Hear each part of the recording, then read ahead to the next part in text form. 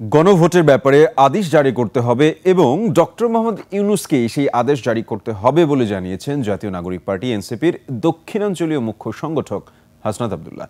পিরোজপুরে এনসিপির সমন্বয় সভায় তিনি আরও বলেন, আগামীর বাংলাদেশ হবে আওয়ামী লীগবিহীন, আর সংস্কারের সাথে যেসব দল থাকবে তাদের সাথে এনসিপির হৃদ্যতা থাকবে বলে এ সময় মন্তব্য করেন হাসনাত আব্দুল্লাহ।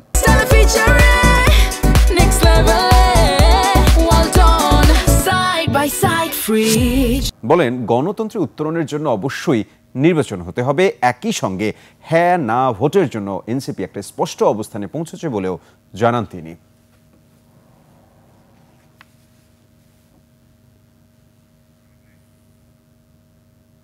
কাটিয়ে দেওয়া হচ্ছে। আমরা চাই অতি দ্রুত আদেশের বিষয়টি নিষ্পত্তি হোক এবং এই আদেশটি কোনো অধ্যাদেশ নয়, কোনো প্রজ্ঞাপন নয়, অবশ্যই আদেশ হতে হবে এবং এই আদেশটি আমাদের এই গণ-অভ্যুত্থানের মধ্য দিয়ে যিনি প্রধান উপদেষ্টা হয়েছেন ডক্টর মোহাম্মদ ইউনূসকে সেই আদেশটি জারি করতে হবে। কোনো ফেসিস্টের রেখে যাওয়া, আমাদের যে ফেসিস্টের লিগেসি যিনি ধারণ করছেন চুপ্পু, এই আদেশ দেওয়ার কোনো ইখতিয়ার নেই।